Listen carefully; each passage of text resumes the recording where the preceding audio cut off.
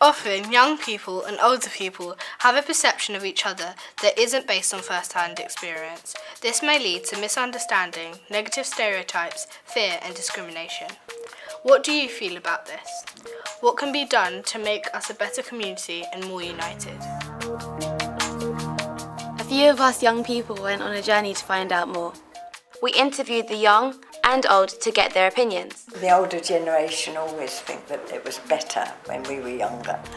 There isn't really much of a relationship. It's damaged. People had their doors open, they were a lot more friendly. Today you can't do that today. Don't like the fact that some people look at me like, oh, he's probably a horrible person just because he wears a hat or whatever. Some of them are nice, but there's a lot of bad ones. Bad people, bad. We visited Watford's museum and talked to some older people. We used to have a bath like that. We used to put the clothes in, and that at the back, the rubbing board, used to go like that. Put soap on it and rub it. We went on a Watford High Street trail to look at the changes that have taken place over many years. And most people didn't have freezers. Some people didn't have fridges, and they're all kind of quite modern 20th century things. We went to a tea dance. That was fun.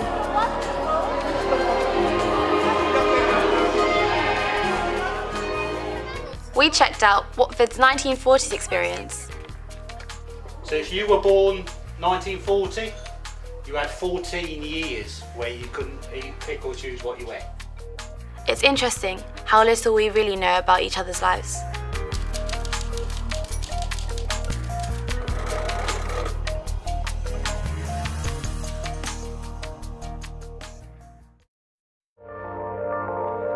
What do you think about old people in your community? Well, usually what I think about them is that they're just usually just walking around or heading towards the community centre, but I don't really know what happens, what they do there.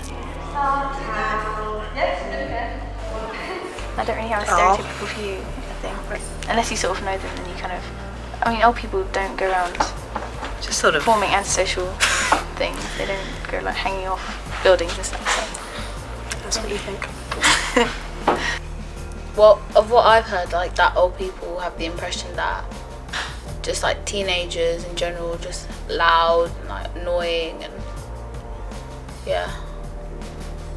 Yeah, I think pretty much the same. That I think old people, I think they kind of judge the generation that we're in at the moment, that they kind of judge us for the way that things are portrayed in society, for like people, the way any person that you see on the road is probably part of a gang or something and probably gets scared of the way that we are on the road, and then they probably think we might like attack them on the road as well. Yeah. So I think that's probably the problem within the two generations. I'm a nice person, and like, I don't know, just because of the way I look, it's not like I know I'm doing any wrong or anything, and I don't like the fact that some people look at me like, oh, he's probably a horrible person just because he wears a hat or whatever, so I don't really like that. Older people and young people is like really like, I don't know how to describe it, it's there isn't really much of a relationship. It's damaged. The way that it is today isn't the same as probably the old people had with the young people before.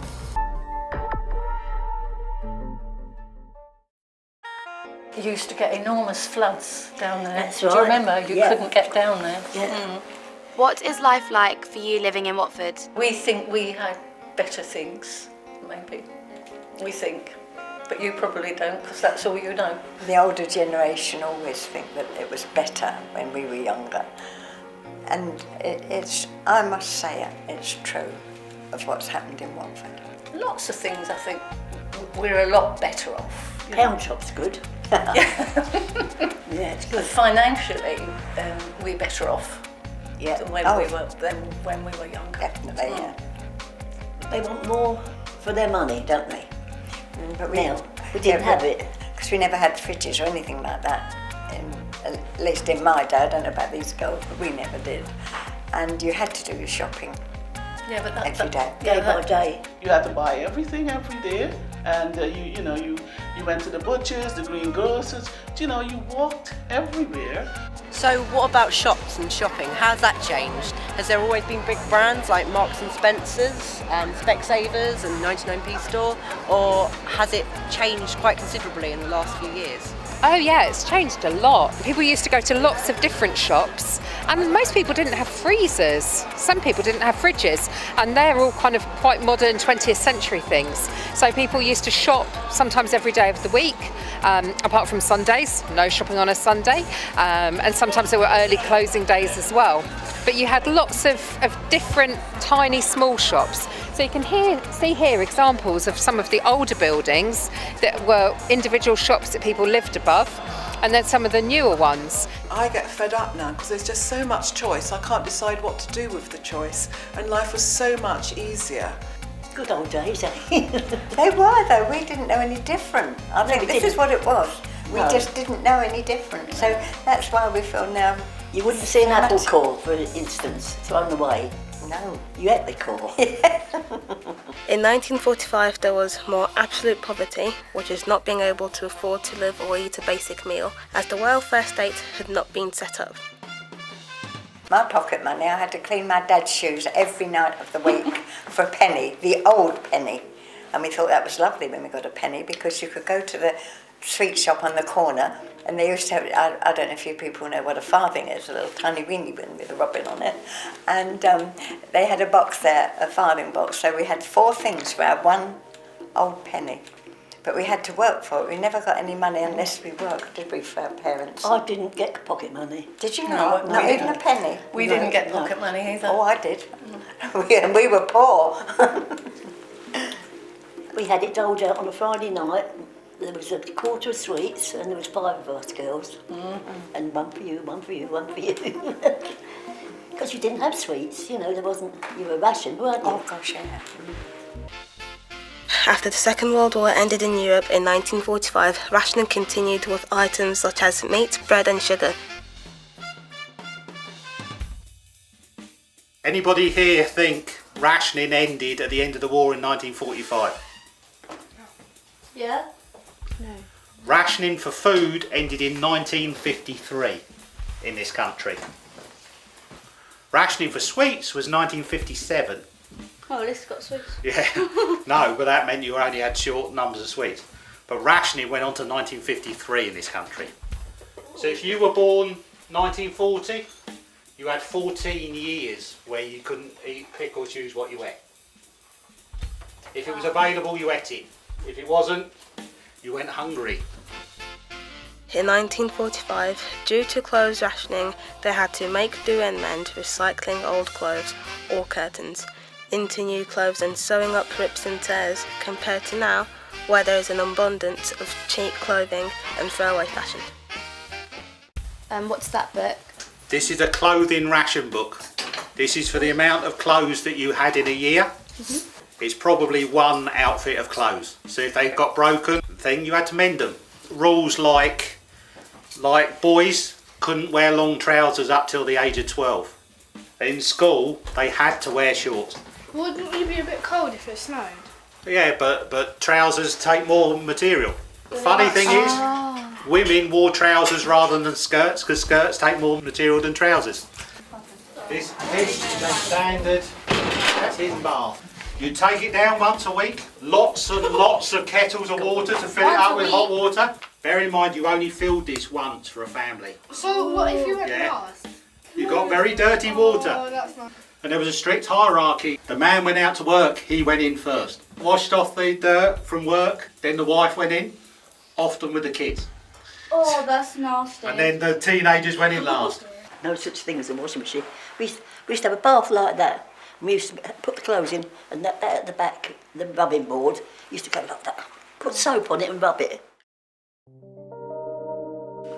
What did you get up to when you were young? That would be telling. Nothing really wrong.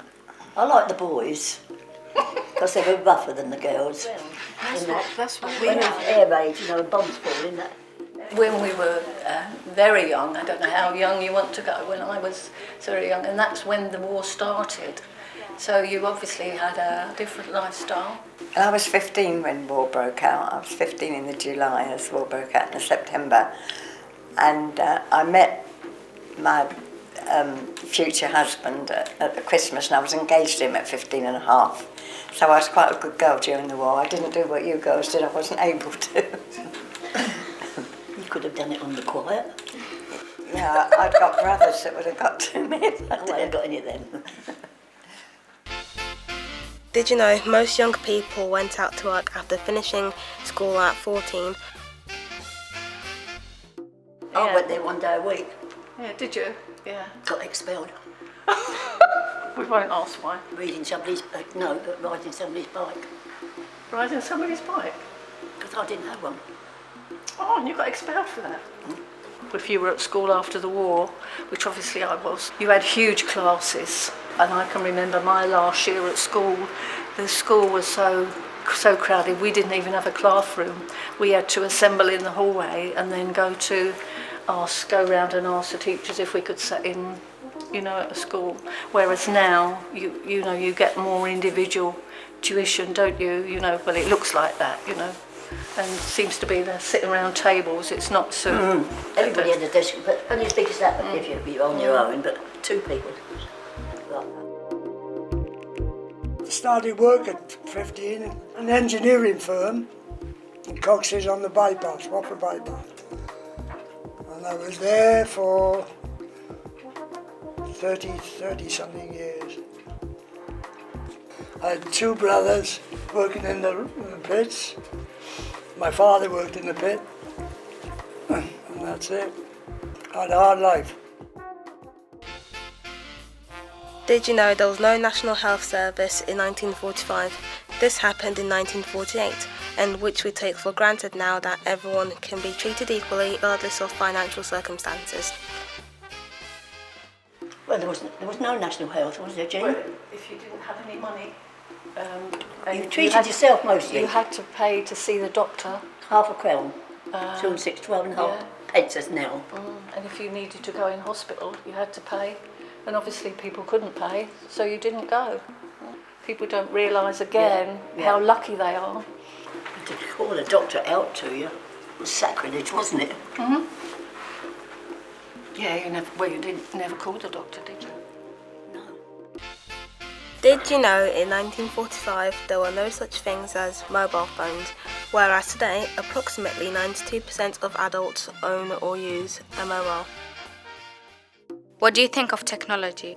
I think sometimes when I go somewhere and they're trying to work out something and the computer's broken down, I think bring back a pen and pencil. Yes. But, obviously all technology not all technology is good, but I think sometimes it's gone a bit too far.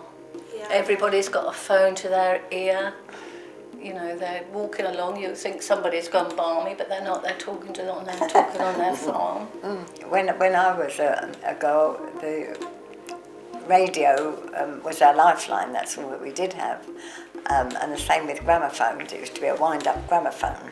It progressed onto radio and then television. And music and television, and I think that is brilliant. Yeah, the field of music that we've got is really good. Which you didn't have that when you were younger. Not that young.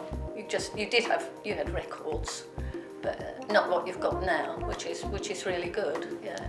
Yeah, but we used to have the more musical choices, yes. many more choices. I quite agree there. But we used to have the musical instruments. An uncle had a banjo, and one that had accordion. Accordion, yeah. And a piano, and that's how we used to. You made more of your own amusement. Yeah. I still look back at those days, and think I could still go back to that and be happy. So what was entertainment like back then? Because obviously we have the cinemas, sports centres, all sorts now, but what was it like back then? What did people do back then? Cinemas were actually more important in Watford's past than they are today because people didn't have TV. People used to actually even find out about the news from going to the cinema. They used to have newsreels. Sport was very big. There were lots of leisure facilities in Watford, but not as we'd know it. So people would use fields. They used the river down at the River Colne as an open-air swimming pool. And then we had the football club. That was popular all the way back to Victorian times, and it got the Vicarage Road Stadium that we know. That was back in the 1920s. And then right up to the current day, we had our own Olympic success with Anthony Joshua, who we have to thank for the amazing gold letterbox over there. The media portrays young people in a negative way. What do you think about this? Oh, I think they're marvellous. Yeah, you get good and bad. Yeah. There's too much of this hoodie going on.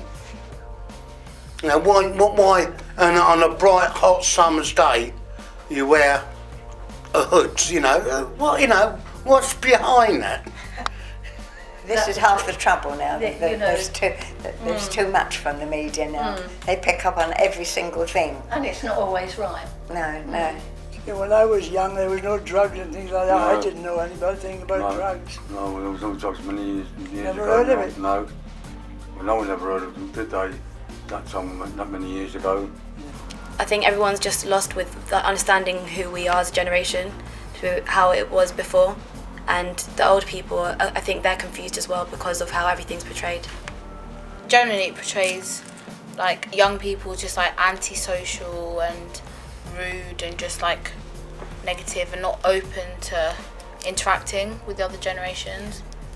Do you think your life experiences are really different to old people?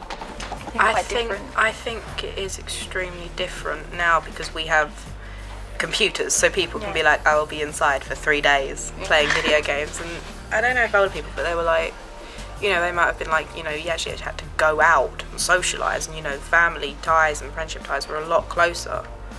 Whereas now, because it's, you know, it's all industrialised and we've all split up and moved away, and you keep in contact via social media, and that is how things are promoted. It is incredibly different to what, you know, something about 50 odd years ago.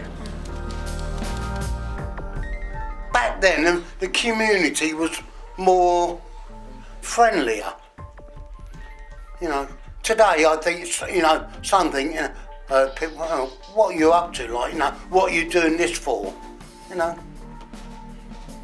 But then, back then, you didn't have that.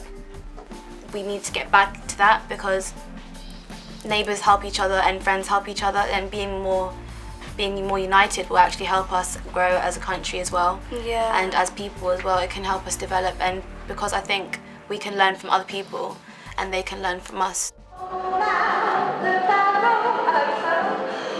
We may have more technology, but they were out more, doing things as a community. I think in some ways they had more freedom then. That poor lady was showing me how to dance. I think she got a bit upset in the end. She was going no forward, but I was going back. Do you think young people have fewer issues now? To me, it's the same. The youngsters are getting the same pressures on them as we had. We had crime, we got crime now. It's just more highlighted now, I believe, because there's so much media. When we were young, it was just a newspaper, and then half the people couldn't afford that, so nobody bothered. Now you've got all the media coverage, so little things get blown out of proportion. Where we had radio, they've now got videos, TVs, video games, computers, and I strongly believe that the youth of today are not getting out into the community as much as they should do because of computers. It would be ideal to actually get the youngsters to days like this where there's no electronic gizmery, they leave it all at the door and then just enjoy themselves. The youngsters don't get an opportunity to express themselves to the elders of this community, and it would be ideal if they were invited to days like this where they could. How could relations be better between the young and the old? I really think projects that involve everyone, that will be really good because it will change people's perspective of young people and older people, so then they could understand each other more, and there won't be that problem of young people they don't like old people and vice versa. Fun run to raise money for the hospital. That's nice. Myself and Norman and another lady, we done it last year, and we got a trophy to pick up because we was one of the teams that raised the most money. Our experiences of childhood have certainly been different, but there are many things that have been similar. Young people have always been demonised by adults. We desire fun, entertainment, relationships, jobs, and many other things, regardless of when we were born. Spending more positive time together can only make our communities more fun, friendly and a better place to live. We'll be on television and all over there. We'll be superstars. We'll be signed up for the next film, Tom Cruise film. Maybe it would be at Warner Brothers. Well, the old Warner Brothers, where that was years ago, that was an old airfield and all that. You know that, did you? Yeah, So all round there. Yeah. All the houses they're building are naming them after World War II planes. Yeah, that's right. Well, I used to live over in Hatfield. Oh, I'm talking 30, 40, 35 years ago. Used to be an air base. And that was where the first comet plane was ever built, in Hatfield.